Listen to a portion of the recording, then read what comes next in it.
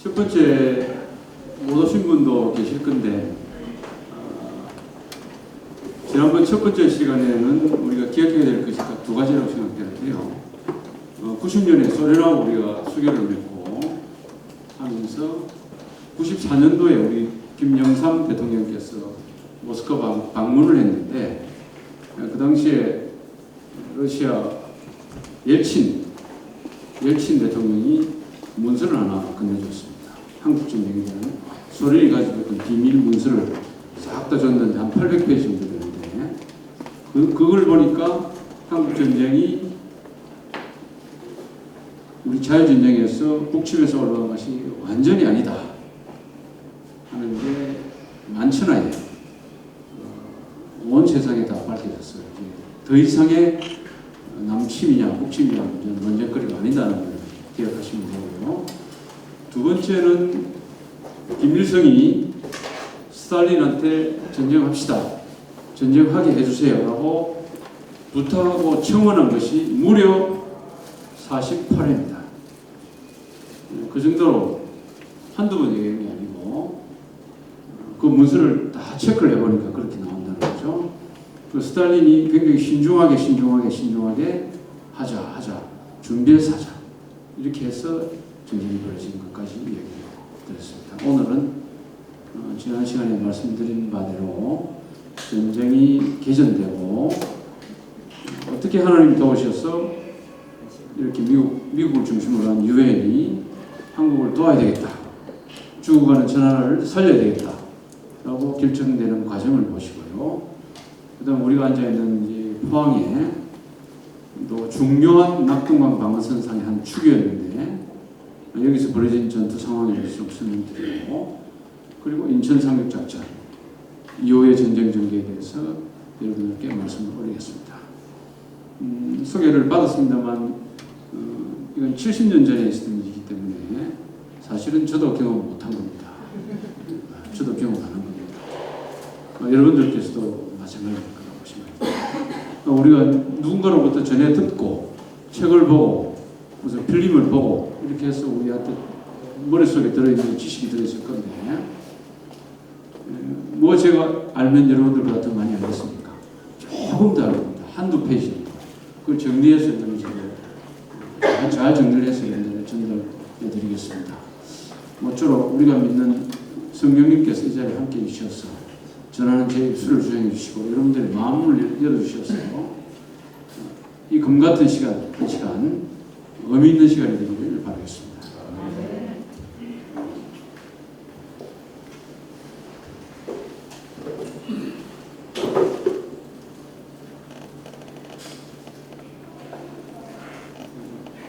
봐주신 겁니까? 선생님이 안 넘어가네요.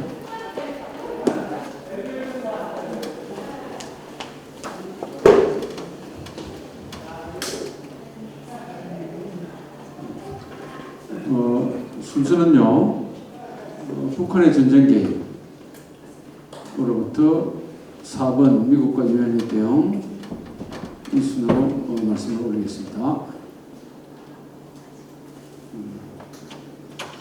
북한의 전쟁 계획을 3단계로 나눌 수 있는데요. 완벽하게 준비하고, 두 번째 잘 속이고, 세 번째 신속하게 끝낸다. 첫 번째 완벽하게 준비하고, 두 번째 잘 속이고, 세 번째 정신 못 차리게 공격한다.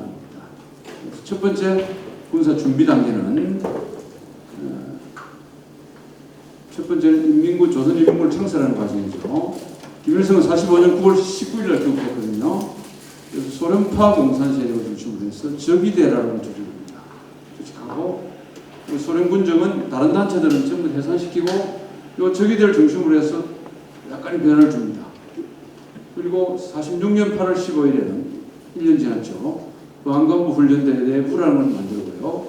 그 다음에 이걸 이제 인민집단군 총산부로 개칭을 하고 48년 2월 8일 날 조선인민군을 창설합니다.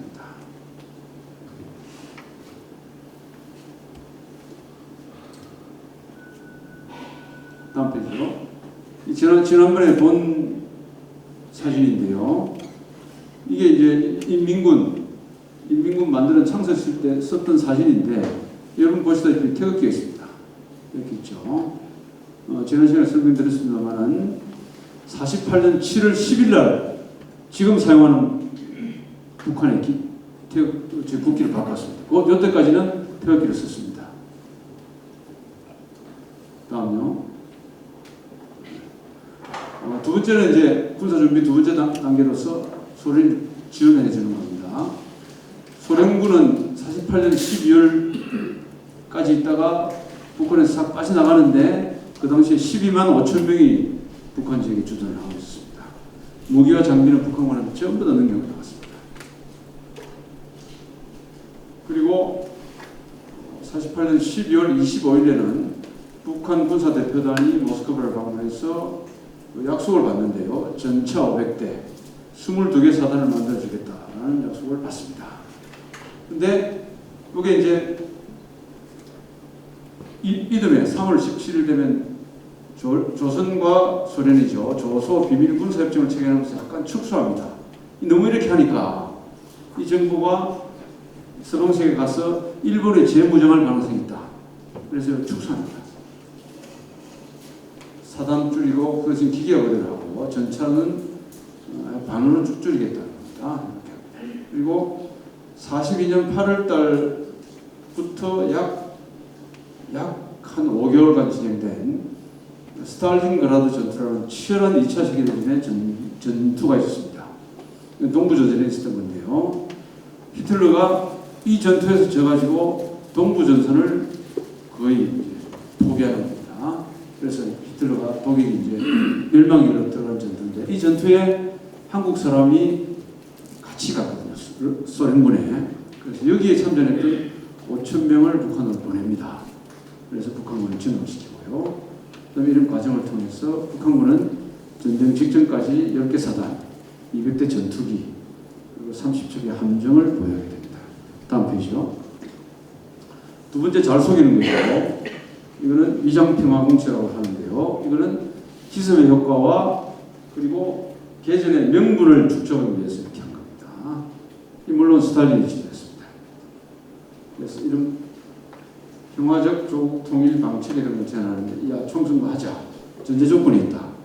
공비 토벌에 참여한 한국을 해산시키는 게 전제 조건. 이게 우리가 받아들일 수 없는 조건이잖아요. 그리고 50년 6월 달에도 비슷한 조건을 제시합니다. 그리고 6월 10일 전쟁 직전에는 조만식 선생님이 평양에 지금 구금되어 있는데 이분하고 남한에서 간첩 활동하던 김삼룡, 이주화를 소환하자 그런 제의를 하죠. 그리고 국회 회의하자 이런 제의를 하면서 우리를 교란시킵니다. 다음 보죠. 조만식 선생님이고 이것은 그 당시 동아일 문자입니다. 교란하자. 다음요. 세 번째는 초기 결전과 남한 점령이죠. 이 단계에서는 또 세 단계로 구분하는데 기습 침공한다. 이 방향, 의정부 서울 방향, 춘천 서울 방향 세 방향으로 접근해서 서울을 점령한다. 두 번째 한강을 더하고 이쪽에 접근한 밑으로 더 내려가 수원 쪽에서 완전히 포위해서 한국군을 섬멸한다. 태영호 의원이 증언하고 많은 사람들이 이야기한 것은 한국전쟁 개전 초기에 춘천을 지켰던 우리 국군 육사단이 아주 잘 막아냈습니다. 다른 데는 완전히 무너졌는데 이걸 막아내가지고 2단계를 못했습니다. 북한군이. 그래서 결정적으로 여기에 패착이 있다. 이렇게 최근에 태영호 의원이 증언하게 됐죠.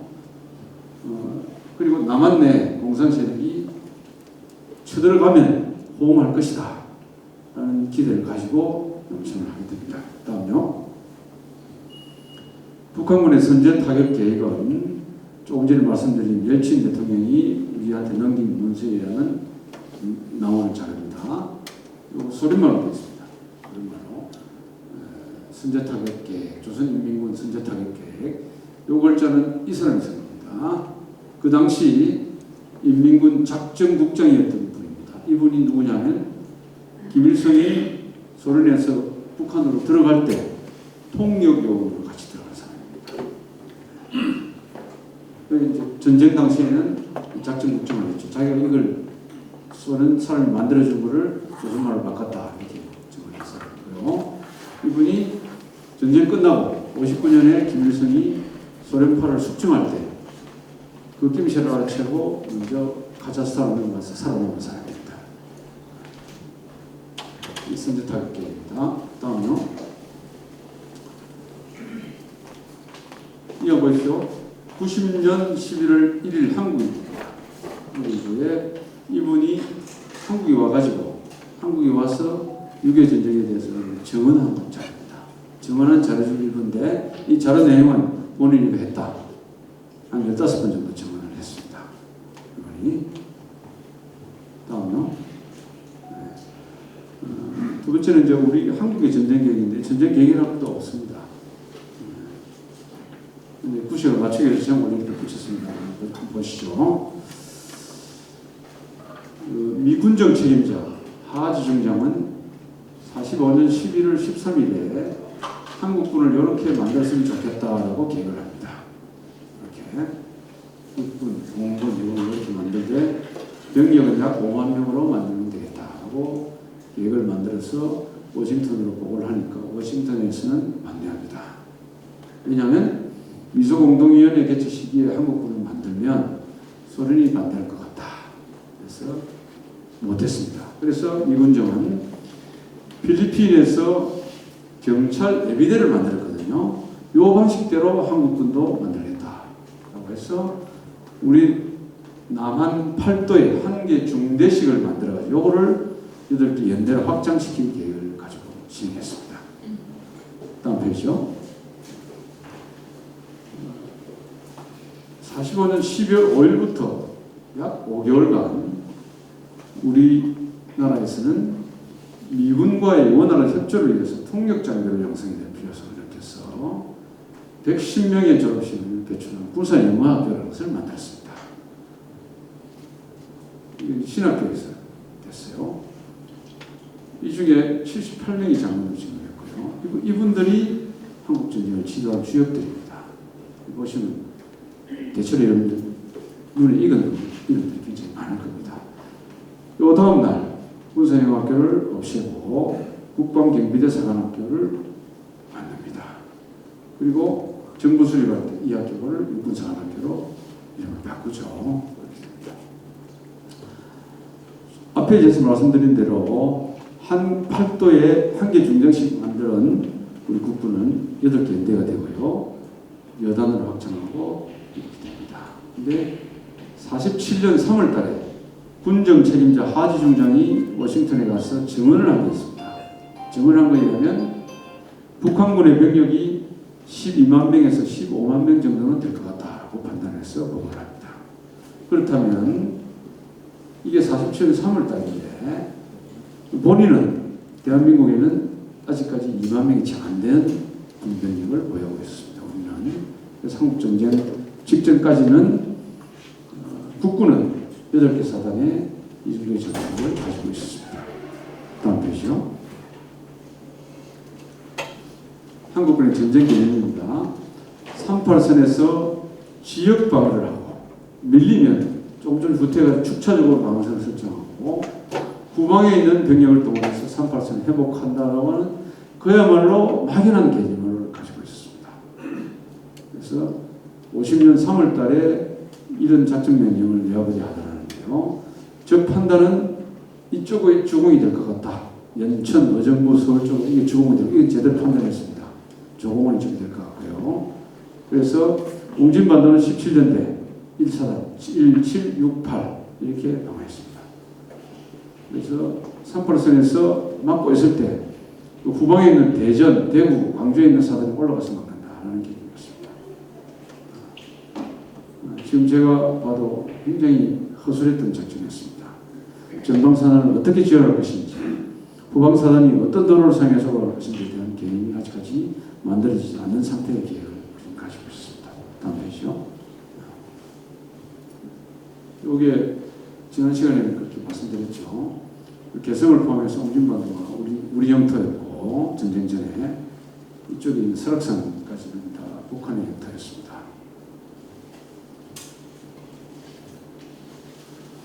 군사력 비교해서 일단 이름만 한번 보죠. 우리 한국군은 10만 명 정도, 북한군은 약 20만 명 정도였습니다. 주목해서 보실 부분은 이 궤도차 분야인데요. 우리 한국군은 전차가 한 대도 없었습니다. 근데 북한은 242대를 보유하고 있었죠. 그리고 항공기도 한번 보십시오. 우리는 22대인데 저쪽은 210대를 가지고 있습니다. 다음 페이지요. 그 당시 북한이 사용했던, 대전 쪽에 사용했던 전차입니다. 이 사진은 제가 인터넷에서 검색해서 인민군이 찍은 선전한 차입니다. 보면 이게 북한 말이잖아요. 땅끝 부대와 함께 서울 시내로 돌입하는 인민군 군인들, 이게 T-34전차입니다. 요거는 앞에 도표에 나와있던 북한 공군 주력 전투기입니다. 앞에는 이제 실제로 손에 잡히는 유형적인 군사력 비교를 봤고요. 이번에 이제 손에 안 잡히는 거죠. 이게 더 중요할지도 모릅니다. 외교 측면에서는 김일성은 스탈린으로부터 남침의 동의를 받고 적극적으로 한 상태고, 우리는 이 군사 지원을 제대로 못 받는 상태, 외교적으로 된 상태입니다.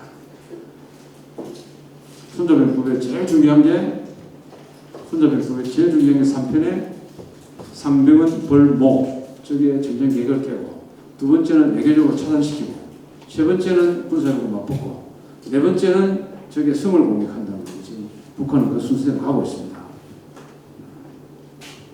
여기 이제 전쟁 지휘 훈련 측면에서 북한은 이미 사단급 부대 훈련까지는 마친 상태, 전쟁 직전에 보병, 전차, 포병 합동 훈련을 마친 상태였습니다. 근데 우리 대한민국 군대는 중대 전술 훈련을 마친 상태였습니다. 굉장히 차이가 많이 나죠. 이런 군대가 이 군대를 칠 수 없습니다. 먼저 안 됩니다. 다음 페이지요. 다음에 이제 미국과 유엔이 대응을 한번 살펴보죠. 지난번에는 우리 에치슨 라인이라는 걸 제가 보였지 않습니까? 미국이 극동에서 방위선을 쭉 껐는데 우리 대한민국은 방위선 위에 있었거든요. 이게 안 맞겠다는 거예요. 미국은 안 보내겠다는 건데 지금 어떻게 변하는지, 하나님께서 어떻게 미국의 지도자들을 마음을 움직이셨는지 한번 보죠. 이분이 무초대사입니다. 전쟁 때. 이분이 49년 4월부터 52년 9월까지 미국 대사로 우리나라에 있었던 분인데, 이분이 남측을 파악하고 9시에 워싱턴으로 보냅니다. 정부로 보냅니다. 다음 보죠. 미국 시험이죠. 미국 시험으로 24일입니다. 우리는 25일 전쟁 났는데 밤 10시 15분에 전문을 접수하고 바로 차관보하고 육군 장관이 도착합니다. 그래서 이 남침 사실에 대해서 이런 개통을 통해서 전화로 백악관에 보고를 합니다. 보고를 하고, 이 당시에 대통령께서는 트루먼 대통령은 지금 휴가 중에 지금 백악관에 안 계십니다. 없습니다. 실무자를 통해서 보고를 했다는 거죠. 그래서 국무 차관하고 유엔 담당 차관보로 미국 갑니다. 국무부에 와서 국무장관하고 모입니다. 그래서 앞에 미국이 가지는 기조대로 유엔을 통한 사태의 수습이라는 기본적인 정의됩니다. 이건 그냥 그대로 가셨던 생각이에요. 이 에치슨 국무장관이 트루먼 대통령에게 전화를 합니다. 시간을 보시죠, 여러분. 신속하게 이루어지고 있죠. 고향에서 휴가 중이었습니다. 한국 상황 설명하고 안보리 긴급 회의 소집해야 되겠다. 대통령 지금 바로 보고를 받고 트루먼 대통령이 워싱턴으로 복귀하겠다 그러니까 국무장관이 아직 상황 파악이 정확하게 안 됐으니까 야간 비행 위험하니까 오지 마십시오. 보고를 했습니다. 국무장관이 유엔 담당 차관보한테 유엔 안보리 긴급회의 좀 소집해요. 그래서 이분이 그 당시 유엔 사무총장입니다. 사무총장이 이 보고를 받고 이것은 유엔 헌장 위반이다. 할 수 있는 최선을 다해서 한국을 도와야겠다라고 가장 먼저 발언을 이런 발언을 보였다고 합니다. 그래서 2시간 만에 미국 정부는 한국 사태를 유엔을 통해서 해결한다. 결정을 신속하게 내립니다. 다음 페이지요. 여기서부터 이제 하나님이 간섭하지 않았나 저는 그렇게 봅니다. 보세요. 트루먼 대통령이 그 다음날 워싱턴으로 돌아오는 비행기 안에서 이런 지시를 합니다. 지시를 하죠. 국무장관한테 군관계 협의하고 대책 수립 빨리 해달라고. 이것은 북한이 단독으로 무력 사용한 거 아니다. 보세요. 소련이 북한을 이용해서 공산권 확대를 도모하고 있다는 판단을 하게 됩니다.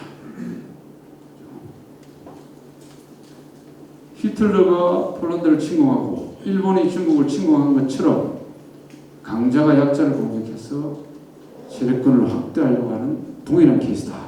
이렇게 트루먼 대통령이 판단했습니다. 이 침략 행위를 방치할 경우에 지금 막 유엔, 미국 중심으로 만들어진 유엔의 기반이 원칙이 무너질 거다. 이렇게 판단합니다. 그래서 한반도에서 소련을 중심으로 한 공산권의 도전 행위를 결코 방한할 수 없다. 라는 방향으로 트루먼 대통령의 생각이 정리되고 있습니다. 이 비행기 안에서. 하나님 도와주신다고 저는 생각합니다. 기존 입장은 유엔 바뀌는 거거든요. 그 차이는 아주 미묘한 차이지만 이렇게 됩니다. 그래서 6월 25일, 이건 현지 미국 시간입니다. 6월 25일 오후에 유엔 안보리 긴급회의가 열려서 바로 이 침공을, 북한군의 남한 침공을 평화의 파괴 행위라고 규정을 합니다. 그리고 결의안을 통과시키죠. 즉시 중지해라. 전쟁 전 상태로 철수해라. 유엔 회원국, 또 소련하고 중국을 지칭하는데요. 이 북한에 대한 지원을 자제하라. 그리고 한국 사태를 회복하기 위한 유엔 노력을 지원하자. 이렇게 결의안을 통과시킵니다. 이날 당일날이죠. 소련 대표는 이 당시에 중국이 주인이 바뀌었다고 했지 않습니까? 49년 10월 1일 날 중국 대륙의 주인이 장개석 정부에서 못했던 것은 맞습니다. 그래서 이 관계 때문에 대만 정부가 중국 대륙을 대표할 수 없다라는 생각으로 안보리 참석 안 하고 있었어요. 거부하고 있었어요. 거부된 상태에서 거부권 행사 없이 이 결의안이 통과됐습니다. 이것도 역시 우리 쪽에 생각해보면 좀 천우신조죠. 그리고 침략 격타에 위한 노력하는 유엔을 돕는 모든 행위를 합법화시킵니다. 그 다음부터는 미국 주요 정책 결정자들은 부드러운 게 아니라 단호하게 나가요. 이런 생각들을 고위급에서 다 하게 됩니다. 보십시오. 대통령은 평화와 유엔 존립 위해 청단한 도전 행위를 방관할 거다. 이렇게 판단하죠. 콜린스 육군 참모총장은 미국이 독립시킨 한국에 대한 침공을 방관할 수 없다. 그렇죠. 6월 25일 일요일에 7시 30분에 백악관에서 이 차이가 이제 한국의 문제에 대해서 이런 분들 참석해서 하는데, 육군 참모총장은 이제 그 전에 메가더 동경에 있는 메가더 통화를 한 내용을 보고를 하고요. 현지 조사단 파견을 건의합니다. 대통령에게. 그래서 이때까지는 육군 참모총장은 지상군 보낼 필요에 대해서 부정적인 생각을 가지다고 합니다. 문제를 보니까. 근데 국무장관은 검토해봐야 되겠다. 이렇게 생각했다는 거죠. 이 국무장관이 에치슨 아닙니까? 아까 에치슨 라인에서 한국 뺀 사람 아닙니까? 이 생각이 바뀝니다. 그래서 이 회의에서 트루먼 대통령은 지상군 파견은 언급 안 하고 탄약 빨리 보내라. 이런 조치를 합니다. 이런 조치를 하죠. 그리고 국방부 합참은 일본에 있는 메가더에게 바로 보고를 합니다. 지시를 하죠. 한국의 조사단을 파견해서 상황 파악에 빨리 보고 좀 해달라. 이렇게 합니다. 근데 한번 보십시오. 공군참모총장은 극동 미 공군에게 적기, 이 적기는 북한군을 포함해서 소련이 포함될 겁니다. 공세적 행동을 취할 것을 지시합니다. 그리고 해군참모총장 이회에 참석했는데요. 해군참모총장은 워싱턴을 방문 중이던 7함대 사령관, 이 아시아를 우리 책임지고 이 사람을 만나가지고, 야, 내 감은 말이야, 결국 미치성무 투입될 것 같아. 라고 직감을 요구했다고 합니다. 이날 분위기가 이끄는 방향으로 바뀌고 있다는 거죠. 두 번째입니다. 두 번째 회의, 공군참모총장은 미군 전투기가 아까 보신 약하게 결출시킨 것 이렇게 보고요. 국무장관은 해군하고 공군 작전하는데 여러 가지 걸림돌이 있습니다. 좀 조치해달라고 해서 실패입니다. 그다음 지상군 파견에 대해서도 언급이 되고 있죠. 되고 있습니다. 그래서 침략 행위를 방관하지 않겠다는 트루먼 대통령의 의지가 이제 가시화되고 하루 만에 가시화되고 준비가 되기 시작합니다. 그리고 의회 지도자들을 백악관에 초청해서 설명하고요. 대국민 성명서를 의회에서 대통령이 발표합니다. 상황을 지지하고요. 그 다음에 6월 27일 날 안보리 회의에서 한국에 대한 모든 지원을 제공한다는 결의안이 채택됩니다. 이게 굉장히 중요합니다. 그래서 북한이 남침 공격해서 평화를 파괴하고 있다. 이거 물리치는 게 국제평화와 지역의 안전 회복이 필요하다. 그래서 한국에 대해서 도울 것을 모든 유엔 회원국들은 좀 동참하자. 이런 내용의 결의안이 채택됩니다. 6월 29일 날 동경에 있던 메가드가 한국으로 날아옵니다. 그래서 11시 30분에 수원 병력이 도착해서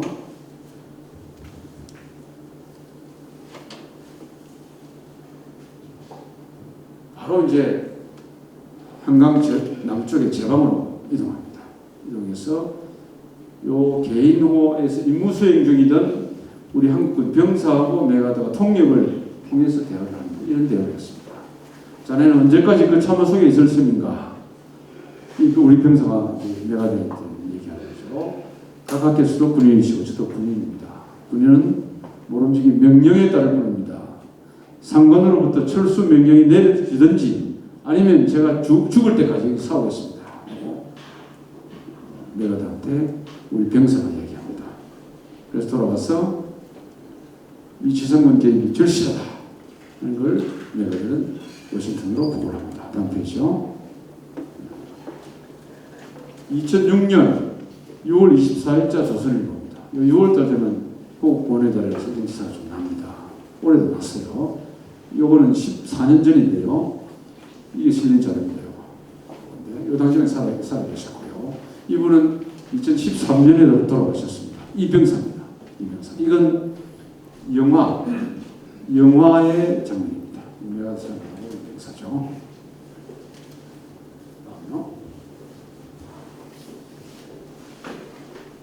그래서 트루먼 대통령은 지상군 파병 결정을 6월 30일 날 합니다. 그래서 처음에는 일기 전투단 보내는 걸로 하고 또 메가드가 더 필요합니다. 그래서 2개 사단을 한국으로 빨리 보내야 되겠다 해서 6월 30일 날 결정되는 거죠. 그렇습니다. 맨 아래 한번 보십시오. 지상군 파병과 적극 계획. 이거 분명히 우리가 볼 때 액션 라인과 선언과 배치되는 정책 결정인데 트루먼 대통령이 전 세계적인 차원에서 다시 바꿉니다. 크게 바뀌면서. 그래서 유엔 창설을 통한 새로운 국제질서 마련. 야, 이건 아까 말씀드렸다시피 김일성이 혼자 한 거 아니야. 소련이 사주한 거야. 그리고 지금 중국 대륙도 공산화됐는데 북한 남침이 가만히 아시아 큰일 난다. 그죠? 그렇게 해서 미군이 적극적으로 우리 한국에 개입하게 됩니다. 다음 페이지요. 6월 27일 날 유엔 전 회원국에게 한국 지원할 적극적인 동참을 호소했을 때 이제 여러 나라에서 군대 보내겠다 하니까 미군만 오는 게 아니고 여러 나라가 오니까 이걸 만들어야 됩니다.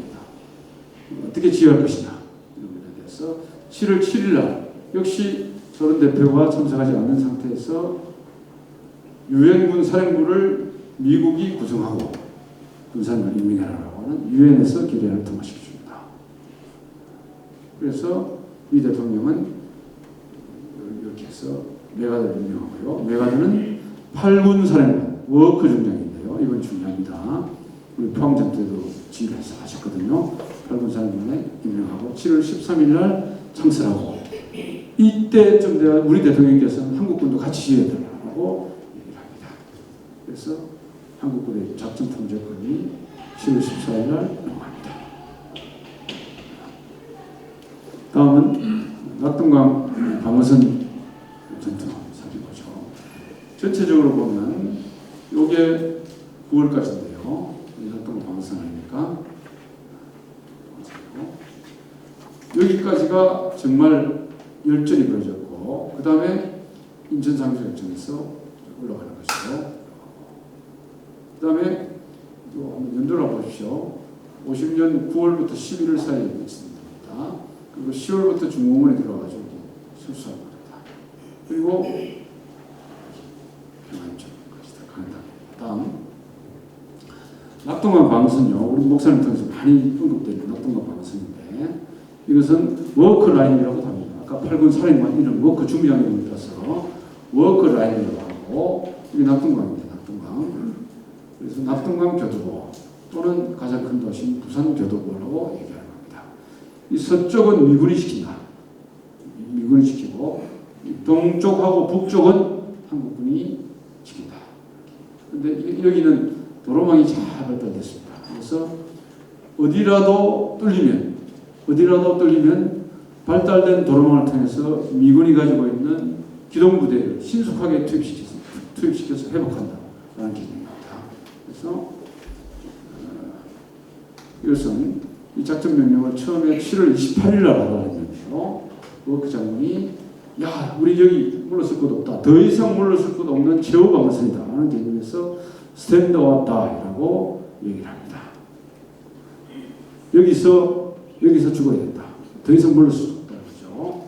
이 상태고, 지금 낙동강 방어선이 형성될 당시에는 7월 중순부터 제공권하고 제해권은 유엔군이 완전히 장악한 상태입니다. 그래서 북한군은 명청 보급에 심각한 애로를 느끼고 있는 상태도 볼 수 있습니다. 보시죠. 낙동강 방어선을 돌파하기 위한 북한군의 전략은 전 방어선에서 무조건 다 치는 겁니다. 전 방향에 동시에 공격해가지고 유엔군을 분산시키는데, 특별히 마산 저쪽에 미군이 시키는 창녕, 영산, 그다음에 다부동이 대구, 그다음에 영천, 그다음에 포항 이걸 찔러요.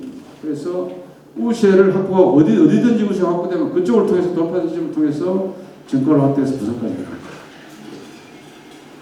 그래서 김일성은 수원보까지 내려와서 8월 15일까지 해방시켜 동의했죠. 유엔군은 기동 예비대를 통해서 뚫리면 신속히 막는다. 그렇죠? 그리고 화력을 동원해서 북한군의 정원을 차단한다. 그리고 그다음에 방정의 기반을 구축한다는 것이 낙동강 방어선이라는 북한군의 전략과 유엔군의 전략입니다. 다음요. 두 번에 걸쳐서 김일성은 치열하게 이 방어선을 뚫기 위해서 노력합니다. 첫 번째가 8월 공세입니다. 8월 달이었습니다. 이 8월 15일까지 전략하고요. 마산 그리고 포항 쪽으로 공격해서 유엔군 전투를 분산시키고, 완전 집중하는 것은 대구 쪽으로 간다. 여기서 내려갑니다. 주요 전투는 대구도 있었고 여기도 있었는데 이건 시간상 생략하고요. 포항에서 있던 전투 한번 보죠. 8월 9일입니다. 이거 50년 8월 9일이니까 70년 전이죠. 북한군 12사단이 우리 포항 옆에 있는 기계를 전멸합니다. 포항 진출 준비를 하고요. 북한군 5사단은 강부를 전멸합니다. 강부. 그리고 우리 한국군 3사단은 밀려가지고 장사까지 내려갑니다. 장사까지. 다음 보시죠. 이렇게 이제 북한군 빨간색이 북한색입니다. 8월 9일입니다. 여기 3사단이 맡고 있죠. 포항에서 제일 중요한 유엔군과 한국군이 반드시 지켜야 될 곳은 포항 비행장입니다. 제일 중요합니다. 다음 보시죠. 8월 10일 날 8군사령관은 포항의 방어를 위해서 특수임무부대를 구성하게합니다. 미국 미 2사단 부사단장 브래들리 준장의 이름을 따서 브래들리 특수임무부대를 만들어서 이렇게 해서 빨리 가라. 포항을 막아라. 포항이 위험하다. 한국군도 포항지구 전투사령부를 만들고요. 이런 부대를 만드는데 특별히 민부대라고 좀 이상한 이름의 부대가 있었습니다. 개전날 그리고 그 다음날 완전히 와야 된 7사단입니다. 의정부를 맡고 있던 7사단이 제일 거기가 공격을 받아가지고 와야 됐거든요. 그래서 그 7사단의 나머지 부대를 모아가지고 만드는 부대가 민부대라고 하겠습니다. 나중에 이 포항을 뺏기고 회복할 때 이 부대가 포항을 찼습니다. 그래서 표시를 해야 돼요. 민부대고 8월 10일에는 하여튼 포항이 위험하니까 유해군이 뭘 부대를 만들고 빨리 가서 도와라 하는 상태고 8월 11일 날 포항이 함락됩니다. 북한군 5사단하고 766 부대가 포항을 들어갑니다. 그래서 여러분들이 잘 아시는 포항 여중 전투가 벌어집니다. 지금 포항 여고가 있다고 합니다. 71명의 학도병이 나갔는데요. 이 중에 그 자리에서 죽은 사람이 47명, 부상, 실종입니다. 거의 전멸당했죠.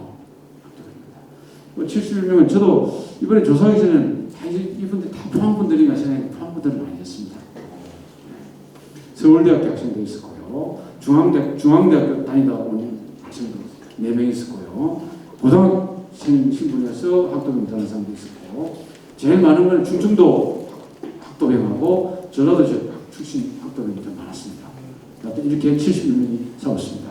이건 영화 장면이죠. 그런데 8월 11일 날 함락됩니다. 북한군한테. 다음 페이지요. 8월 12일 날 8군 사령관은 공중 판포사격을 통해서 포항을 점령한 북한군에 집중합니다.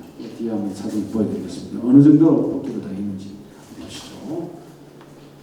여기 한국군 17년대는 우리 포항 비행장이잖아요. 비행장을 지키려고 그러면 운제선을 지키는 게 굉장히 중요합니다. 운제선이 어디냐면 저 준비하면서 가봤습니다. 554 디사 427고지인가요? 굉장히 중요한 산인데 이 산을 전쟁에서 방어합니다. 그런데 위험하니까 미군은 포항 비행장에 있던 전투기 45대를 부상을 뺍니다. 그만큼 절박했다는 거죠. 그런데 8월 16일 되면 이제 전체가 좀 바뀝니다. 안강 쪽에서 한국군 17군대가 이렇게 접근해서 포항산 쪽 고지를 타시하고요. 안강 북쪽으로 진격합니다. 그리고 17일 기계 쪽으로 접근하고 북한군은 비악산 쪽으로 도망갑니다. 그런데 17일 날 지금 포항 시내가 북한에서 뺏겼는데 한국군은 아직 못 빠져나왔어요. 장사에서. 그래서 이 장사에서 고립되고 있던 한국군 이 규모가 이 시간에 구룡포로 출소합니다. 해상으로 출소합니다. 그게 17일입니다. 그리고 이 날에 아까 설명드린 민부대, 민기식 대령이 지휘했던 민부대라고 하거든요. 민부대가 지금 우리가 알고 있는 효자동까지 회복합니다. 그러니까 우리 강을 넘어오죠. 다음. 그리고 8월 18일에는 포항을 탈환합니다. 수도사단은 기계를 탈환하고요. 아까 설명드린 민부대는 아까 미군 특임대하고 포항 시내를 진입해서 탈환합니다. 4시에 공격이고요. 그리고 8월 20일에는 한국군 3사단이 포항 북쪽 도움산에서 양덕도 방선을 구축합니다. 이 순을 한번 생각해 보시면 포항 분들이 잘 알잖아요. 이렇게입니다. 그러니까 방을 해야 되니까 이쪽을 보고 방한지를 만들었으면 아마 조금 앞으로 가가지고 창으로 팠을 겁니다. 그래서 도움산도 굉장히 중요한 곳인데 여기서도 전투가 치열하게 벌어졌습니다. 그러니까 8월 공세 때에 8월 11일부터 7일간 북한군이 포항을 점령하고 있었습니다. 보시죠. 여기 초토화된 포항시가지. 초토화된. 저기 사진을 보면서 이게 그겁니다. 지금 동빈동역 도로, 해상도로. 여기 넘어가 성능 같고요. 여기 죽도시장 하는 것입니다. 이 둥근 자국들이 포탄 떨어진 자국.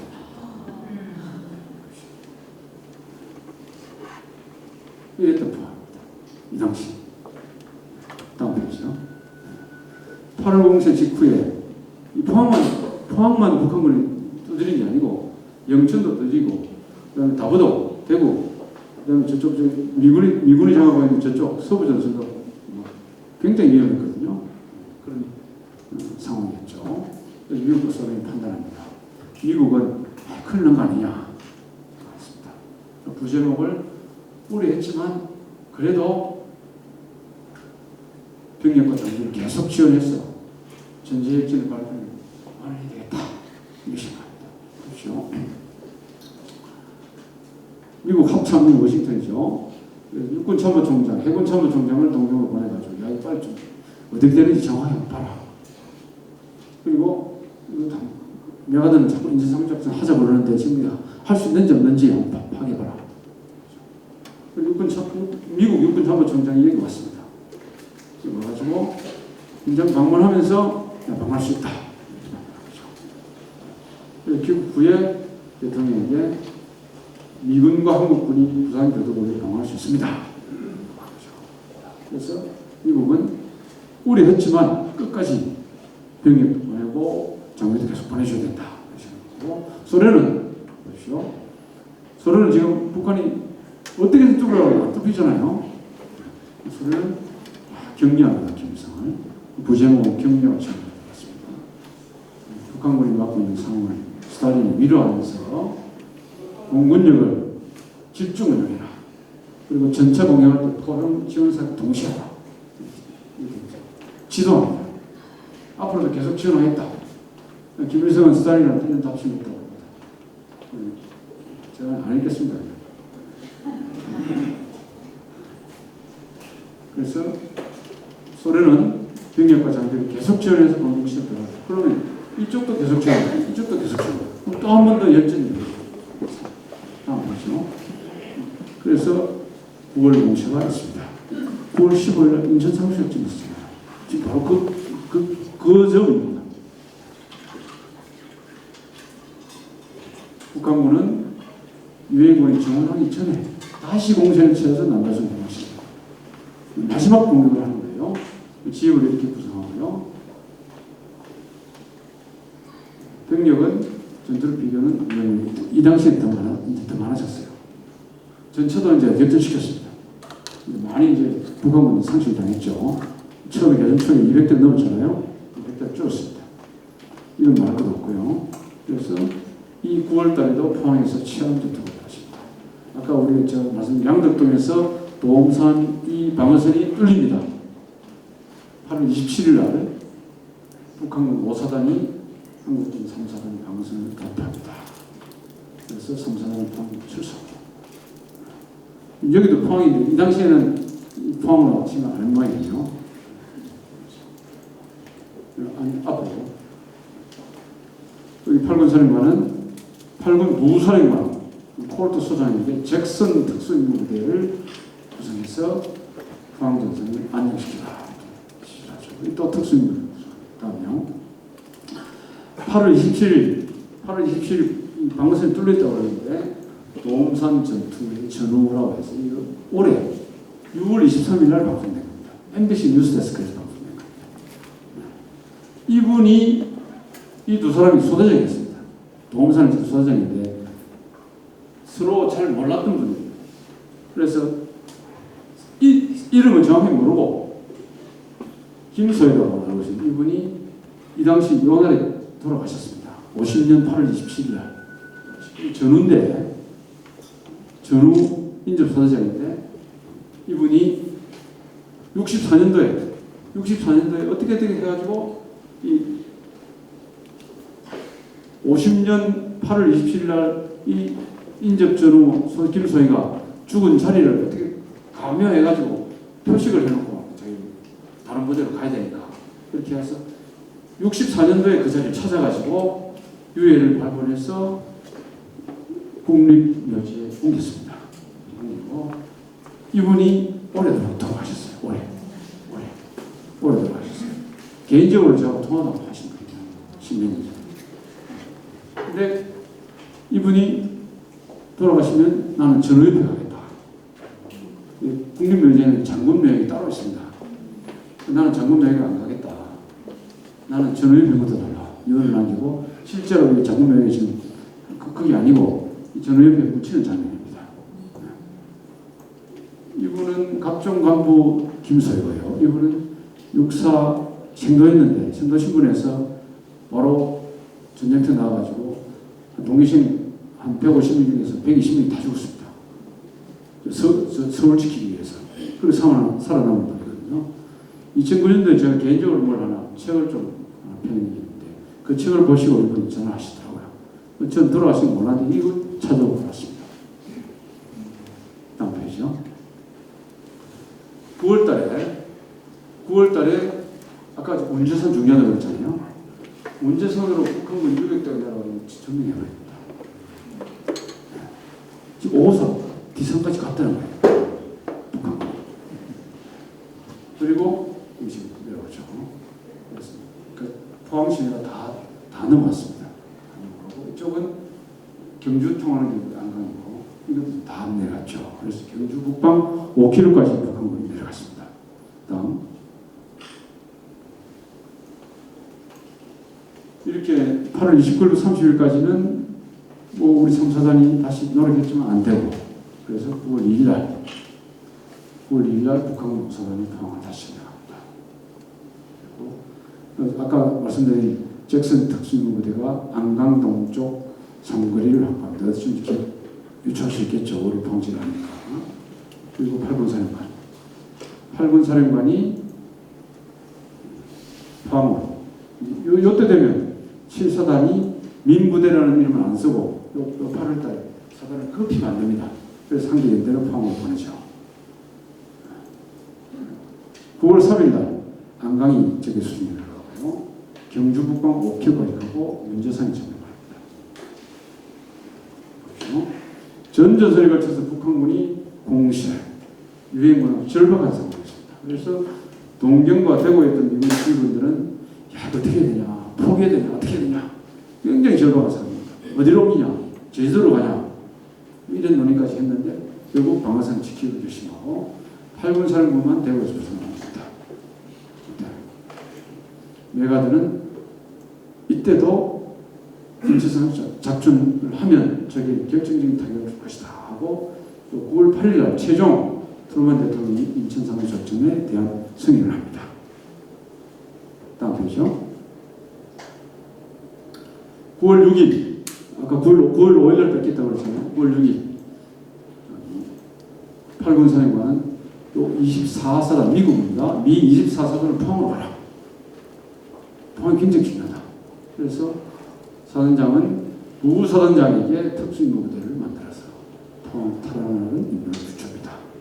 그래서 9월 8일부터 10일 사이에 한국군 3사단하고 또 데이비스턴 특임대가 운제산을 공격해서 탈환합니다. 운제산은 굉장히 중요합니다. 그리고 이 8군 사령관은 이 9월 공세 때 3번이나 영일 변경을 합니다. 그래서 운제산 탈취라. 그래서 9월 14일 날 연일, 9월 16일 포항이 탈환합니다.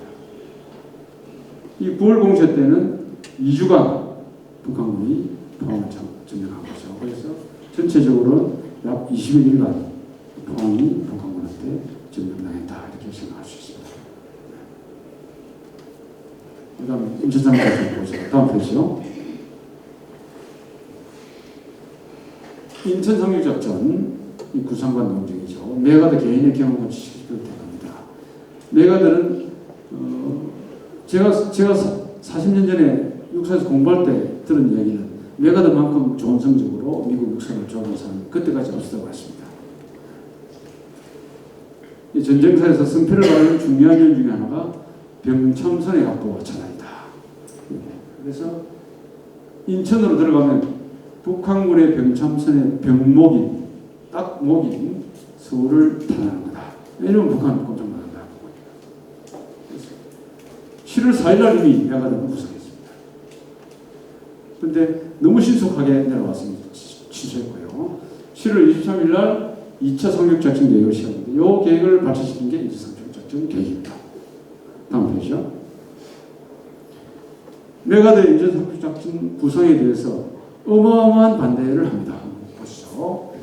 한국 지상군 사령관인 8군 사령관 그 정도이죠. 낙동강 정선이 너무 급합니다. 너무 급해서 이 병력 여기 더 줘야 된다 이렇게 생각하죠. 그렇게 해서 직속 상관이니까 조심스럽게 부각시킵니다. 해군은요 인천 지역의 조수 간만의 차이가 너무 크다. 그리고 배를 못 댄다. 이렇게 그렇죠. 해병대 물 빠지면 6km에 걸쳐가지고 지금 진흙벌이 형성되는데 그거 어떻게 할 거냐. 그리고 인천에 4m 정도의 방파제가 있다고 그러는 이 방파제 넣는데 굉장히 출혈이 심할 것 같다. 상륙하더라도 시가전이 예상되는데 이거 어떻게 합니까? 공군은 너무 멀다 작성하는데 다 반대합니다. 다 반대합니다. 그래서 미 합참에서는 육군하고 해군 참모총장을 메가드한테 보냅니다. 사실 메가드를 설득시키기 위해서 보냈어요. 안 된다는 거예요.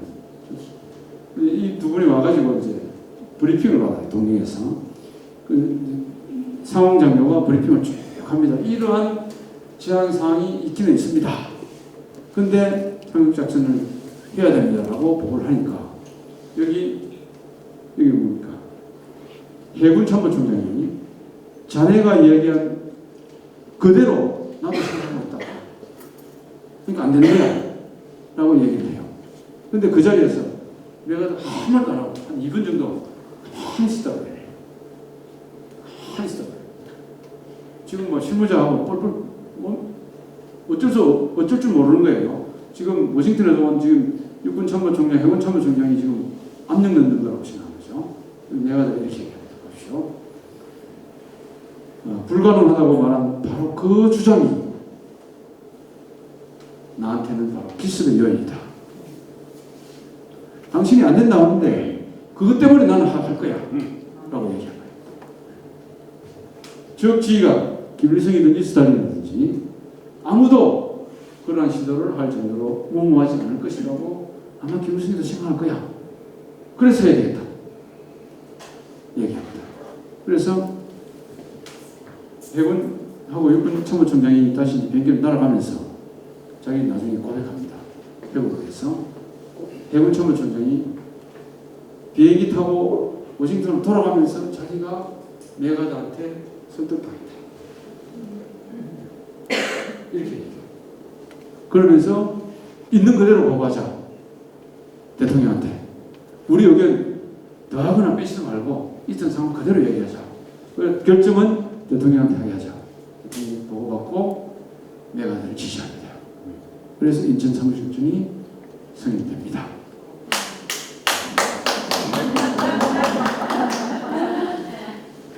다음 페이지요. 개념은요. 인천 상륙작전 개념은 해상으로 간다. 그리고 준비 폭격. 이거지 우리가 할 수 있으니까 한다. 쏘게 된다. 양동. 속이는 겁니다. 속이는 기동. 그리고 상륙하고 교도한다. 그렇죠?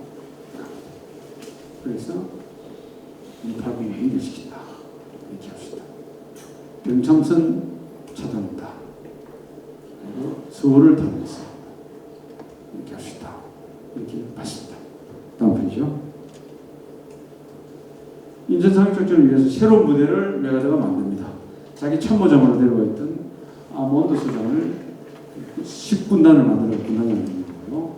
대병 1373 한국 이렇게 해서 10군단을 만들어 상륙작전부대를 편성합니다. 기동은 상륙군부대를 수송하고 교도부를 확보할 때까지 작전 책임을 해군이 잡니다. 교도부 확보되고 나서는 육군이 담당한다. 이렇게 하죠. 배는 총 260척이 동원되었습니다. 상륙 가능 시간은 딱 2번입니다. 오전 7시, 오후 5시 20분. 2분밖에 안 된다. 요 시간이 된다. 그래서 9월 15일 날, 이건 계획입니다. 계획. 여기 새벽 6시 반에 월미도 상륙하고, 오후에 5시 반에 5해병연대는 북쪽으로, 1해병연대는 남쪽으로 간다. 그렇죠? 그리고 속이는 기도, 이거는 삼척. 그 다음에 군산으로 생각할 것처럼 헷갈리게 하는 거예요. 이제. 그 당시에 북한군은 올미도에 400명이 지키고 있었고, 인천에는 총 다 해서 2,000명이 지키고 있었습니다. 이제 대규모 부대가 만들어집니다. 여기 부산에서 이제 병력 타고 가고, 여기 포인트 캘리포니아에 모이는 겁니다. 이 포인트 캘리포니아라고 하는 데가 보니까 660년에 나당연합군이 백제공격할 때 당나라 군대 13만 명이 왔던 장소입니다. 덕적도. 다음 페이지죠. 9월 12일 야간에 군산에서 저도 헷갈리면 속이는 기도 양봉을 시작합니다. 9월 14일 날 덕적도 해상에 도착합니다. 상륙 지점에 대한 포격과 폭격은 9월 4일부터 상륙 시점에서 계속합니다. 계속되는 거죠. 이렇게 평양, 진남포, 인천, 군산, 삼척 됐습니다. 특히 군산에 많은 폭격과 포격을 실시했습니다. 역시 우리가 잘 알고 있는 장사에서 약 700명 넘는 학도병이 양공 작전을 했죠. 속이는 공격입니다. 군사용으로 속이는 공격이 양공 작전을 시작합니다. 772명인데요. 지금 이제 입회가 있죠. 장사의 작전 입회 있습니다. 거의 대부분 희생당했습니다. 다음.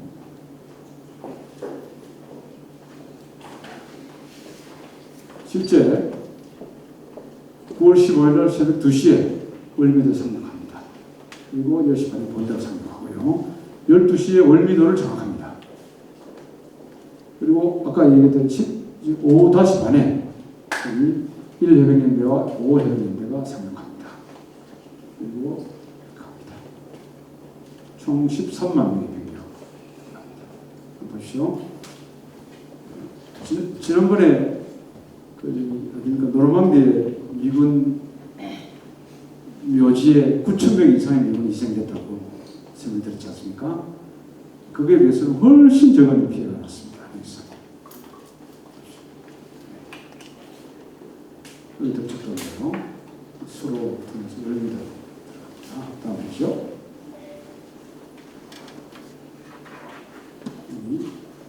여기 월미도고요. 여기 인계병.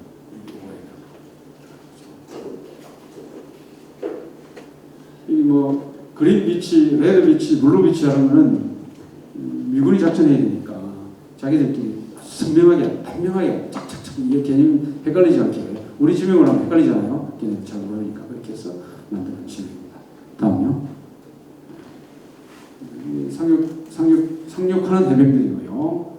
방파제 넘어가는 사진인데 직접 그 당시에 찍은 사진인데 이 소대장입니다. 이 소대장은 이 전사입니다. 소대장이 제일 앞에 가고 있죠. 메가드 장관이고요. 상륙장 후속으로 장비를 인천항에 내리는 장비가 있습니다. 다음.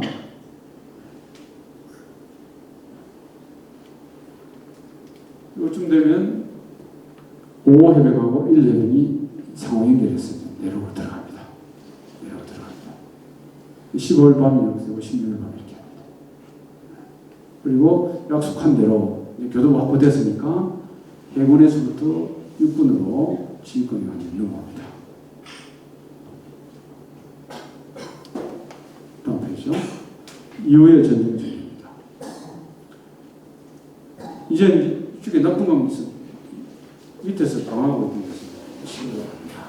그게 9월 16일 9시 방선 도입하고 19일부터 28일 제가 서울 수복작전이었는데 서울인데 이쪽으로 올라가고 행주선 쪽으로 해서 들어갑니다. 그래서 9월 28일 날 서울이 수복되고 정부가 한도하는 거죠. 이거는 9월 28일 날 이 사진은 구체적으로 70년 전 사진은 아니고 기념식 장면에 한참 이후에 몇 년 후에 이 장면에 연출해서 찍은 사진입니다. 다음요. 3사단을 포항을 지키는 3사단이 제일 먼저 휴전선을 돌파해서 올라갑니다. 3사단이 제가 소대장 때 82년도에 소대장 일을 했습니다. 그 백골 부대인데요. 아시는 분 아실 겁니다. 네. 82년도에 네. 22인대였습니다. 아수리. 아, 그렇습니까? 네. 네. 18년대. 아, 네. 네. 네. 실제 모습을 네. 그 3사단이 어떤 부대냐면 45년에 해방되고 북한 지역에서 핍박당하는 사람들이 내려와가지고 만드는 부대가 3사단입니다. 주축이. 굉장히 전투력이 강했어요. 그 부대가 포항을 지켜줬죠. 그 부대가 38도선을 제일 먼저 치고 올라간 부대가 3사단입니다. 7번 국도총에서 올라갔는데 10월 1일 날 올라갔거든요. 그래서 국군의 날이 10월 1일입니다. 우리 대한민국 국군의 날이. 원산, 평양은 10월 19일이거든요. 압록강 초산에는 10월 24일 7시에 도전했는데 요겁니다. 요 행사죠. 이 행사가 압록강 물을 떠서 우리 대통령한테 보내기 위해서 물을 떠는 장면입니다. 압록강까지 갔습니다. 라고 하는 거죠. 한번 보세요. 중공군이 최초로 10월 25일 날 우리 국군이 한국군 1사단이 문산에서 수풍댐 하는데 그쪽 접근하면서 포로를 넘었잖아요. 이 중공군 포로예요.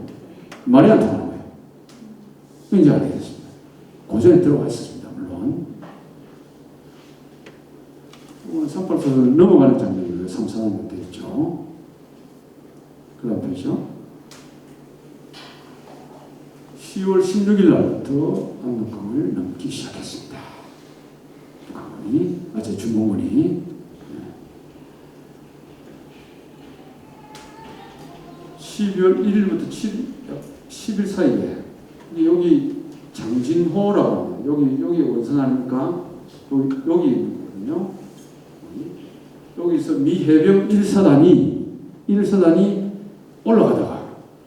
올라가다가 중공군 9개 사단한테 포위됐습니다. 이 충격을 이 사진을 보시죠. 이걸 뚫고 나옵니다. 이걸 뚫고 나오는데 미국 역사는 200년밖에 안 됐으니까 미국 역사상 다른 나라 가지고 최고로 악정과 투한 전투인데 이 해병은 이걸 실패한 전투라고 보지 않습니다.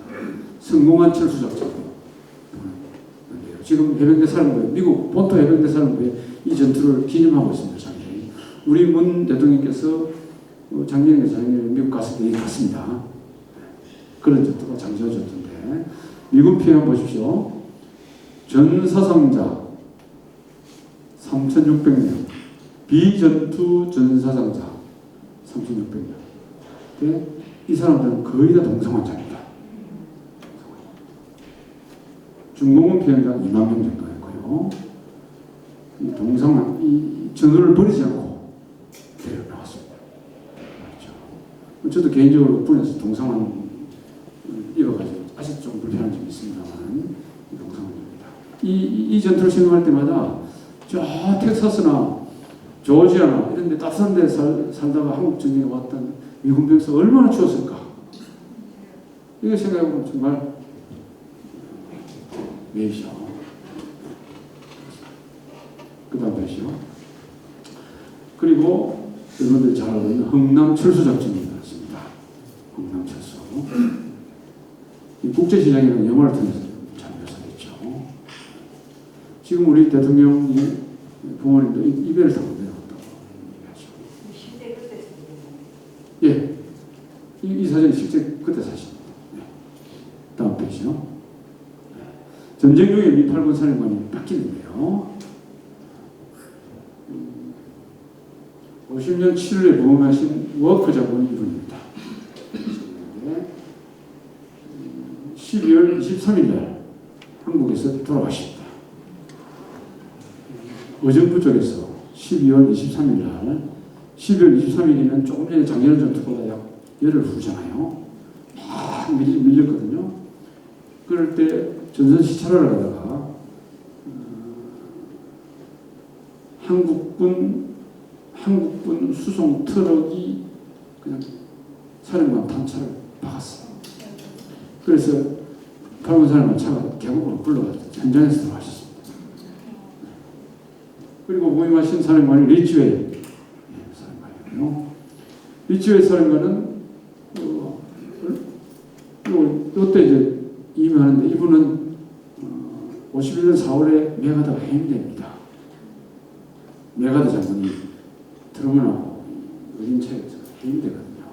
그래서 동경으로 와서 대신 사령관으로 가신 겁니다. 그리고 오신 분이 여기 벤플리트 장군이라는 분인데 이건 제가 동상사진을 붙여놨는데요. 지금 육군사관학교 교정에 있는 동상사진입니다. 제가 4년 동안 이 동상 앞에 매일 왔다 갔다 했거든요. 왜냐하면 이분이 전쟁 중에 간부 양성이 중요하다고 생각해가지고 친히 육군사관학교를 이 대통령께서 만들었습니다. 그리고 한국군의 아버지라고 불리는 분입니다. 한국 육군의 아버지라고 불리는 분이 벤프리트 장군. 이 벤프리트 장군은 아들이 한국 전쟁에서 죽습니다. 공군 조종사 보고 갔다가 작전 수행하다가 격추됐는데 아마 탈출했을 건데 그걸 찾으려고 부하들이 이제 막 노력하는데 그 실종 구출 작전을 중지시켰습니다. 내 아들 찾겠다고 보내면 또 죽는다. 그 다음요. 51년 4월 11일 날 하고 요거는 웨이크슨에서 트루먼 대통령하고 메가드 장관이 회담한 건데 요거는 50년 10월 11일부터 15일이거든요. 요거는 해임되기 직전은 아닙니다. 요거 왜 해임했냐면 중공이 자꾸 신호를 보냅니다. 338도 넘으면 우리 가만 있지 않겠다. 중공군이 어떻게 할 거야 같으냐 라고 이제 미국 대통령하고 메가드 장군이 회담한 건데 트루먼 대통령이 현지 사령관 의도를 좀 편의를 봐줘서 훨씬 더 멀리 나갔습니다. 동경에서 가는 건 가까운데요. 웨이크스는 그렇게 해서 이건 해임되고 나서 메가드는 뉴욕으로 돌아갔는데 미국 사람들이 환영해 줬습니다. 그 다음 휴전 회담이 벌어지죠. 한번 보십시오. 날짜 한번 보십시오. 51년 7월부터 53년 7일 2년 동안 휴전 회담을 했습니다. 열전은 그 앞에 다 끝났어요. 치열하게 싸웠던 전쟁은 다 끝났어요. 그렇지만 이 중에서도 전투가 벌어집니다. 많은 사람들이 희생당했죠. 대표적인 전투가 베르마가지 전투입니다. 주인이 이렇게 바뀌었다고 그랬죠. 이런 전투가 계속 고지 하나를 가지고 전투가 벌어졌습니다. 그리고 미국의 대통령 선거가 있어가지고 트루먼 대통령이 퇴임합니다. 아이젠하워가 이제 대통령 당선자 되잖아요. 그런데 아이젠하워는 53년 1월 20일 취임하기 전에 당선자 신분으로 12월 달에 당선자 신분으로 한국 전쟁에 옵니다. 와가지고 실제 보고 왔습니다. 아이젠하워는 노르만디 상수작 전에 최고 지휘관 아닙니까? 그렇죠. 앞으로요. 스탈린은 이 중에 주제들 중에 스탈린이 사망합니다. 이 스탈린의 사망에 대해서는 여러 가지 원인이 있겠지만 자연사는 아닐 것이라고 스탈린이 죽어버리죠. 그리고 53년 6월 18일 이거 보십시오. 한 달 전쯤이죠, 그죠?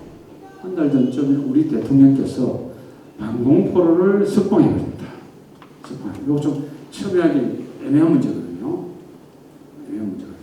미국이 굉장히 놀랐습니다. 이제 뒤쪽으로는 이승만 대통령을 제거할 계획까지 세웠어요. 이렇게 해가지고 그 다음 페이지 한번 봅시다. 방공포로 석방이 무려 약 2만 7천 명 정도 석방됐는데 방공포로가 뭡니까? 공산주의 싫다는 사람 아닙니까? 근데 휴전회담 했던 유엔군 사령관하고 중공군하고 북한군 대표들은 다 보내자는 거예요. 다 보내자는 거예요. 방공포로 없이 다 보내자는 거예요. 제네바 협약입니다. 제네바 협약 49년 수정대가 최종 이때 작동됐던 건 49년 8월달에 만들어졌는데요. 포로는 자동으로 자기 나라로 보내는 겁니다. 그러면 방공포로 지금 북한을 보내야 되잖아요. 그죠? 그러면 우리 쪽에서 지금 전쟁 중에 우리가 낙동강 방어선 빼고 다 북한이 점령했는데 데려왔잖아요. 우리 형제들 다 데려왔잖아요. 우리가 다 데려와 인민군 목적 입힌 거 아니에요. 그래 포로됐는데 그거 다 돌아가야 된다는 말입니까? 그래서 이승만 대통령이 안 된다. 반대하죠. 공산 측은 전원송환, 유엔군 측은 희망자수환 이 갈등이 계속 있습니다. 그런데 어처구니 없는 사건이 벌어졌어요. 52년 5월 7일에 거제 포로 수용소장 도드 완스타가 납치됩니다. 수용소 안에서. 수용소 안에서 공산 포로한테 납치돼 버렸습니다. 그러면 상상해 보십시오. 포로 수용소의 분위기가 어느 정도인지. 포로 수용소장 장군을 납치할 정도면 자기들끼리 말할 것도 없잖아요. 그래서 방공포를 거제도에서 빼냅니다. 그래서 여러 군데 분산 수용합니다. 그리고 이 안에서도 100% 석방된 건 아닙니다. 그러면 이게 뭐냐면 여기 수용된 방공포로라고 해서 이 사람들 이 100%다 방공포로는 아니다. 분산 수용 시킬 때 또 걔네들이 간 거죠. 그 가서 또 좀 하려고. 그래서 비율 나와 있죠. 다음 전쟁 결과입니다. 군인명 피해 한국군, 유엔군, 북한군, 중국군입니다. 북한군은 부상은 어디에서든 찾아볼 수가 없습니다. 저거에 대해서 통계 자료가 없습니다. 많은 분들 군 말고도 학도병이나 경찰, 청년단도 많이 생각했죠. 민간 피해는 말할 것도 없습니다. 물자 피해 말할 것도 없고요. 인적, 물적 피해가 엄청난 비용이 발생했지만 다시 보면 전쟁 이전과 유사한 휴전선으로 마무리된 전쟁이라고 볼 수 있습니다. 그러면 다시 한반도에 전쟁이 벌어지면 우리가 예측해 볼 수 있잖아요. 비슷한 상황으로 갈 가능성이 많습니다. 비슷한 상황으로. 그래서 억지시키라고. 다음. 요거 제가 특별히 하나 넣었는데요. 사실은 전쟁하고 관계없지만 또 관계없다고 볼 수 있습니다. 우리 지도자 이승만 대통령은 휴전회담을 받아들이는 대신에 미국한테 요구한 게 끝까지 요구한 게 한미 상호 방어 조약입니다. 이겁니다. 아까 말씀드렸다시피 아이젠하워 대통령이 당선인 신분으로 왔었죠. 방공포로 석방됐죠. 그리고 조약 체결하는데 이거는 닉슨 부통령이 왔을 때 사진입니다. 자기가 왜 이렇게 방공포로 석방했는지, 미국이 의도하는 휴전회담을 자기가 왜 이렇게 했는지, 반대했는지를 이승만 대통령이 그 당시 닉슨 부통령한테 얘기한 겁니다. 나는 한국이 단독으로 행동할 수 없다는 사실을 잘 알고 있다. 내가 한국이 단독으로 행동할 것이라고 말하는 것은 다 미국을 도와주는 일입니다. 우리가 함께 가면 모두를 얻을 것이요. 그렇게 하지 않으면 모두를 잃게 될 것입니다. 그리고 미국에서 이승만은 빈틈이 없고 책량이 풍부한 인물이었다. 이승만은 우리 미국을 계속 궁지로 몰아넣었고 그리고 그는 그것을 잘 알고 있었다. 이승만이 보통 사람이 아니라는 거죠. 이승만 대통령이 이렇게 얘기했습니다. 한미 상호 방위조약을 체결하는 전제 조건으로 2억 달러의 그 당시 돈으로 2억 달러를 도와달라. 그리고 뭡니까? 한국군 20개 사단으로 만들게 해달라. 그렇게 하면 그리고 여기 한미 상호 방위 조약 체결하면 휴전을 받아들이겠다. 이렇게 조건을 했습니다. 이것이 있었기 때문에 우리가 엄밀히 말해서 60년대까지는 북한보다 못 살았거든요. 공격 차이 우리가 낮았습니다. 그 당시 견딜 수 있었던 게 이게 있었기 때문에 견딜 수 있었습니다. 다음이죠. 또는 한미 우리 외무부 장관하고 미국 국무장관이 조약 체결하는 사진이고요. 이듬해 기념목표입니다. 굉장히 큰 의미를 가집니다. 이게 없었더라면 그렇게 김일성이가 가만두지 않았을 겁니다. 다음요. 우리 대통령이 미국을 방문합니다. 54년 7월 달이죠. 휴전회담하고 나서 1년입니다. 한번 보십시오. 연설하는데 기립하고 있습니다. 미국 국회의원 진심으로 존경했습니다. 영어도 워낙 잘하시고. 다음 페이지 좀 볼까요? 33번이나 기립박수를 받았던 거죠. 이승만 대통령은 학부를 조지 워싱턴 대학을 나오고요. 하버드 대학에서 석사하고 프린스턴에서 박사이다. 이 연설이 미국 국회의원들한테 다 그냥 마음으로 온 거예요. 마음으로 온 거예요. 좀 보시죠. 나도 여러분들처럼 이승만 대통령 연설이에요. 나도 여러분처럼 워싱턴이나 제퍼슨, 링컨에서 자극을 받고 성장해왔다. 미국 국회의원들이 다 생각하는 거 아닙니까? 그죠? 나는 무엇보다도 먼저 여러분과 미국 국민들이 향한 일에 대한 한국과 한국 국민의 끝없는 감사의 뜻을 표현합니다. 파멸로부터 보여줬습니다, 여러분들이. 그리고 이 기회에 미국 군인의 어머니들에게 진심으로 감사하고 싶다.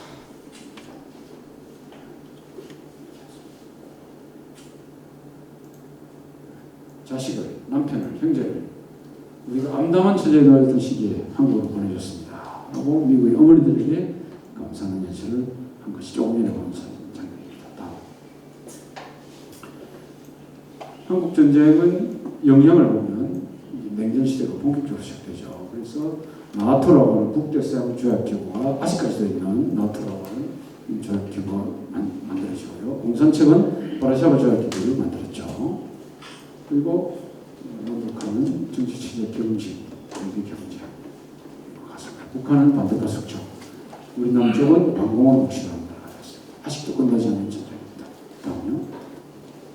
마치겠습니다. 자, 이거 보십시오.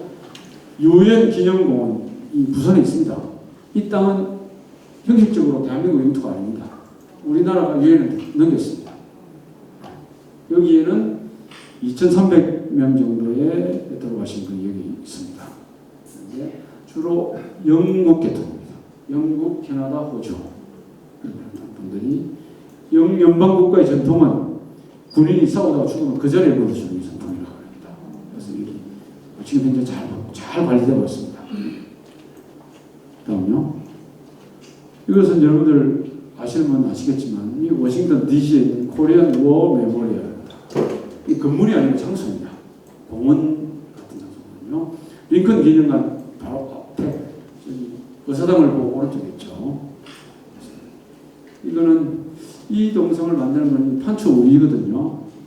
비올 때 있는 그런 있는 건데 이러려고 있습니다.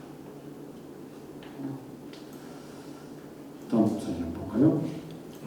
여기 이제 제가 2004년도에 제가 여기 방문할 기회가 있었는데 저하고 우리 권사님하고 옆에서 눈물이 나가지고 막 울었습니다. 여기 보니까 freedom is not free라고 적어놨어요. 크게. 자유는 그저 얻는 것이 아니다. 대가를 지불해야 된다. 하는 건데 이걸 왜 이 사람들이 여기서 적어놨을까? 자기 나라 사람들한테 보라는 건데 마치 나한테 보라는 것 같았어요. 여러분들 어떻게 느끼시는지 모르겠습니다. 그리고 더 제가 주체할 수 없이 감정이 눈물이 막 폭포처럼 엄청나게 쏟아지던데 이 글자입니다. 이 글자. 여기 시행한 글자 너무 마음을 아프게 했어요. 너무 감동적이어서 다음 페이지 볼까요? 이거 제가 일기 찍었습니다. Our nation honors her sons and daughters who answered the call to defend the country. 여기 한번 보시죠. A country they never knew. 전혀 알지 못하는 나라. 이 대한민국 아닙니까? 그 다음에 And a people they never met. 한 번도 만나본 적이 없는 사람들. 그 사람들과 그 나라를 지키기 위한 조국의 부름에 응한 미국의 아들과 딸들에게 미국은 기밀을 표한다라고 하는 내용을 보고 얼마나 제가 벅찬지요. 여러분들 어떻게 느끼시는지 모르겠습니다. 사실 우리 대한민국 군인이 지금도 해외 파면 갑니다만 한두 명만 죽으면 큰일 나지 않습니까? 3만 명 이상이 지금 일본들이 와서 신당했거든요.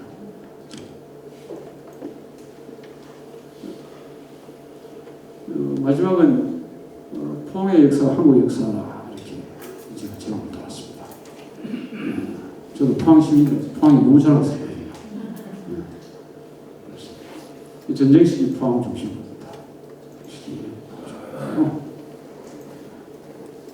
포항 제철의 출발이죠. 이게 보니까 앞으로 보십시오. 건설 모습은 69년이네요. 이렇게 오늘 다니면서 수련 말씀에서 박태준 회장님 소개됐잖아요. 저는 그렇게 다음 오늘의 모습이죠. 포항 제철이 있었기 때문에 우리나라가 있다고 저는 생각합니다. 여기서 제철소에서 철을 만들어내니까 철강 만들어내니까 그걸로 공장 짓고 한 말이니까 이거 없었으면 여기 계신 우리 참석하신 우리 선도님들 중에 포항제철 관계자들 굉장히 많을 겁니다. 저는 매일 우리 권사님하고 얘기할 때 그러면서 포항제철 보면서 매일 얘기합니다. 포항제철 쳐다보는 것만으로도 난 감사하다. 이 포항의 역사가 대한민국의 역사라고 생각합니다. 이제 진짜 마치겠습니다. 첫 시간에 역사는 교훈을 내서 오늘 적용시키고 밝은 일이 들어간다고 그러는데 담임 목사님께서 이 시간 허락해 주셨잖아요. 2번 들으신 분도 있고 1번 들으신 분도 있는데 제가 생각하는 교훈은 이겁니다. 평화를 원하면 전쟁에 대비해야 됩니다. 안 그러면 당합니다. 안 그러면 당합니다. 상하 한마음이 가장 중요하다. 이건 뭐 국가든 교회든 가정이든 회사든 마찬가지겠죠. 한마음이죠. 그리고 조직이 국민이 배려하고 지도자가 먼저 배려야 됩니다. 먼저 배려야 돼요. 지도자가 방향을 제시하고 희생하고 소수수봉해야 부하들이 국민들이 따라간다고 생각하고 있습니다. 이게 역사의 의미라고 생각하고요. 마지막은 감사합니다. 하나님 섬기는 나라로 우리가 된가. 그리고 자유민주주의 국가가 된가. 이 공짜로 받은 거 아닙니까? 발전하지 않습니까? 소련이 우리 한반도를 다 차지했으면요. 우리나라는 자유민주주의가 안 됐잖아요. 감사합니다. 정말 하나님 감사합니다. 그리고 이분들의 도움에 의해서 침략 전쟁에서 기사하셨죠. 정말 칼이 여기까지 왔잖아요. 여기까지 왔는데 이거 치웠습니다. 그리고 우리 앞선 세대들이 열심히 살아줬지 않습니까? 열심히 살아줬지 않습니까? 그래서 인도적으로 자살하게 되었습니다. 이렇게 감사합니다. 제 강의는 2번에 걸쳐서 강의를 마치고요. 혹시 여러분들 질문 사항 있으면 질문 좀 받는 시간 갖겠습니다.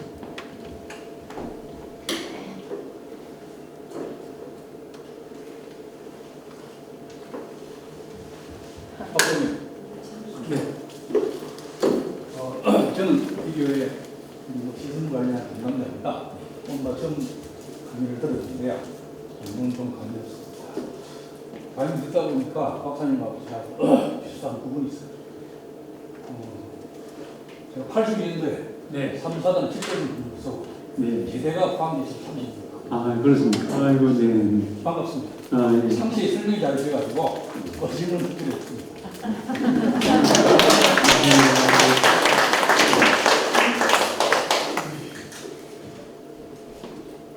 교수님, 네. 저는 질문이라기보다 네. 저희 친정 아버지께서 지금 90세신데 네. 6.25 3전 용사셨고 네. 다리를 통남을 입고 네. 그 어린 나이에 주변에 100만 군 정도가 되게 치열했다고 들었는데 얼마큼 치열했는지는 아버지 그냥 한 말만 듣고 알고 있거든요. 네. 주변에 전우들이 다 죽어갔는데 아버지만 총상을 입고 네. 지혈을 할 그 의무도 없고 해가지고 혼자 푹 맞았는데 네.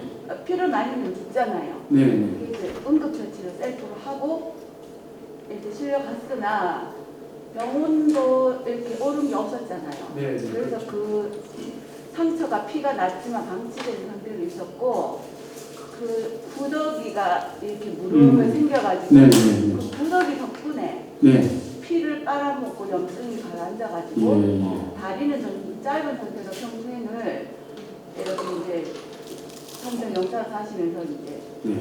장로님도 되셨고 지금 네. 병원에 계신데 네. 지난번 오고 싶었으나 네. 워낙 오늘 왔는데 네. 굉장히 이 이야기는 저희 가족 아버지 이야기도 하고 네. 또 오빠도 그 삼사관 출신으로서 또 중요한 네. 일을 하셨고 그러시군요. 이게 지금은 이제 전역하시고 다른 일을 하고 계시지만 네. 이 가족 사이에 있었던 이 전쟁 이야기가 네. 이렇게 상세하게 전해 듣지를 못했었거든요. 네. 아무튼 훌륭하신 영웅이셨다. 네. 그 정도만 알았는데 너무너무 세밀하게 이걸 알고 나니까 막 네. 소름 돋고요. 네. 감동을 엄청 받아서 네. 다 같이 박수를 좀 감동받았습니다.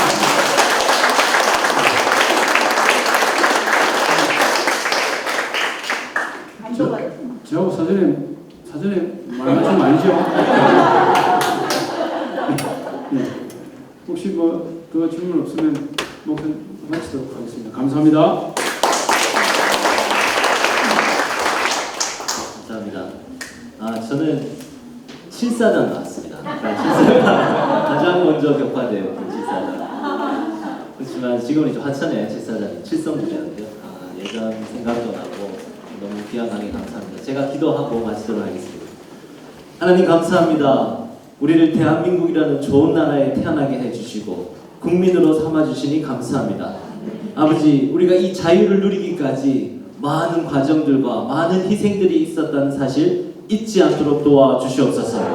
자유는 절대로 공짜로 얻는 것이 아니라는 것을 기억하며 우리가 그리스도인으로서 모범을 보이며 살아갈 수 있도록 인도하여 주시옵소서. 대한민국이 기독교 가치관으로 세워졌다는 사실 우리 후손들도 알 수 있도록 우리가 계속해서 이 교육과 가르침을 이어갈 수 있도록 도와주시옵소서. 또한 그리스도의 사랑과 그리스도의 은혜로 우리 온 땅 가운데 계신 하나님의 그 은혜와 사랑을 기억하며 서로 상부, 상조, 상생하는 나라가 될 수 있도록 주여 은혜를 내리어 주시옵소서. 그리고 오늘 배운 것들을 잘 기억하여 우리 후손들에게 잘 가르쳐주고 또 우리나라에 대한 자긍심을 가지고 또 기독교 가치관을 계속해서 전파하겠다는 마음 가지고 살아갈 수 있도록 주여 은혜를 내리어 주시옵소서.